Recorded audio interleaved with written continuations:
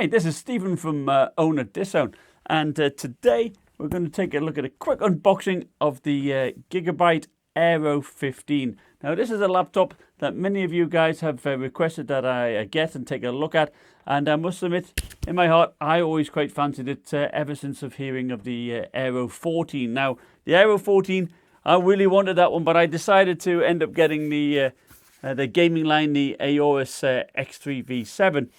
So I will be, when I'm doing my tests, we'll compare the two because they both have the same GTX 1060 graphics card in it, but this has a slightly better processor, so it'll be interesting to see what the difference is like there when it comes to gaming and general performance. But as I say, I did quite like the 14. They do have big batteries, and you know, I think this is a good value proposition. So let's take a quick look at the what's inside the box.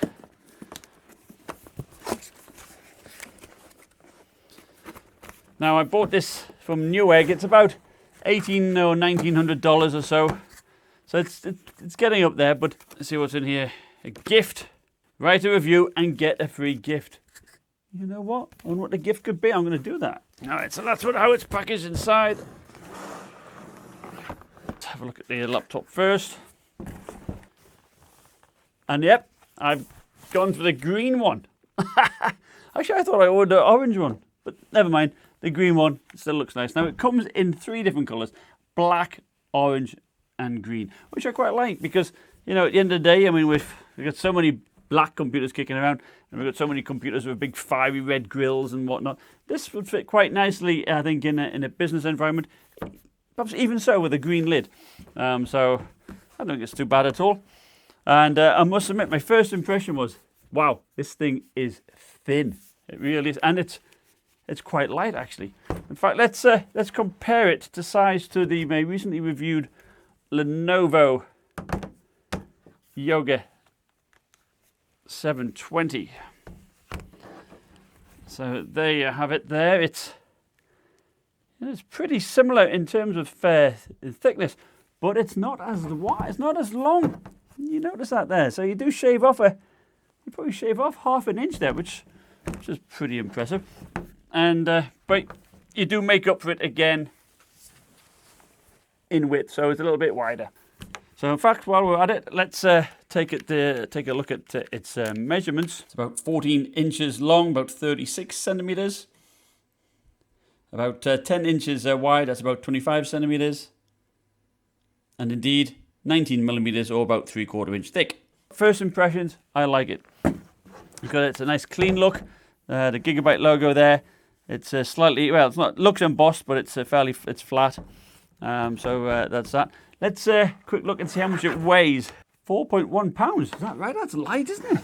That is pretty good. How much is this little one graded?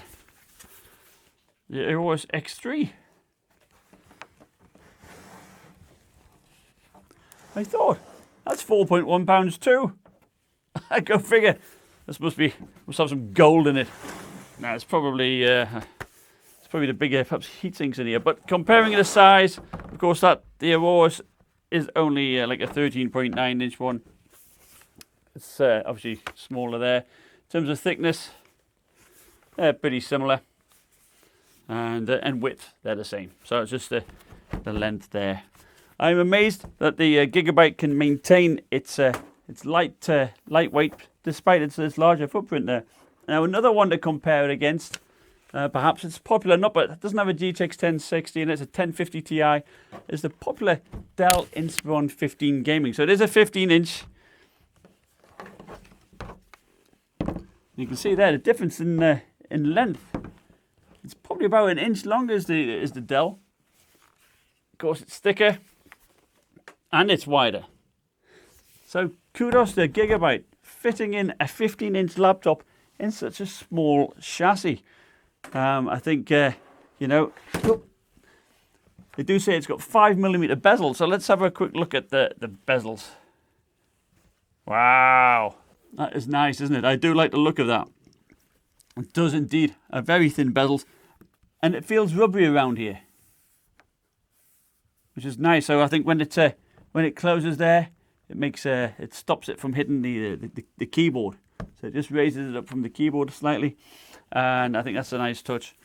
And it's yeah, it's plastic for sure, and a plastic touchpad. I think it uses Elan drivers, probably like the Aero X3. Now the webcam, I immediately notice that the webcam is located here at the bottom hinge, because of course there's not enough space up here at the top. So you're going to get some strange nasal hair shots, I think, there. But still, that's pretty nice. Now the venting, it's a bit like the razor blade style. The vent is here, venting into the hinge. So it'll be interesting to see what the temperatures are like on there and how hot it gets there. But it worked quite well on the razor blade, so you can't fault that. And can we open it up with one hand? You can as well. I know that's important to some people, so that is nice. So considering how light it is, that's very good to be able to do that. Vents on the back. You've got some nice big vents. I do like that. So you've got some over the fans here, and then some more here, which is perhaps where the hard drive is, and perhaps the memory. And of course the battery will be down here. And there's a very nice clean look at the back here, because of course there's no heat sinks there. It's all towards into the back of the hinge there. So let's take a look at its ports. So on the right hand side, we've got an SD card reader. We've got a Thunderbolt 3 port, which is great. Super speed USB 3 and another super speed USB 3. The power socket and the Kensington lock. Around the front it's bare, but you can see a little indentation there to help you pick up the lid. So I like that. That's a nice touch. On the left hand side, we've got an Ethernet port, USB 3 port, so that's 3. We have a HDMI 2.0 port. That increases the bandwidth from 3.4 gigabits per second to 6 gigabits per second, allowing you to do 4K at 60 hertz. And look at here, we've got a mini DisplayPort 1.3. Now, that's the first one I've seen with a 1.3. Normally they're 1.2. That increases the bandwidth from 17.2 gigabits per second all the way up to 32.4 gigabits per second. So that will actually allow you to do 4K at 120 hertz. Fantastic. And here we have looks like probably a combo microphone headphone jack there. So let's take a quick look at the specs. It's got a 15.6 inch Full HD display. Now I understand there is a 4K panel coming out, and certainly that would be nice to have a look at. But the panel, as I say, does have those thin bezels, and the color accuracy, despite it being 1080p, is supposed to have X-Rite Pantone color certification. So the color is supposed to be very nice out of the box. So I think that means a lot, because a lot of people don't want to mess around trying to do a calibration, or perhaps don't know how to do that. So I think it's good to have. So it does have a GTX 1060 GPU, i7-700 HQ CPU, which is base clock at 2.8 turbo, boosting up to 3.8 gigahertz.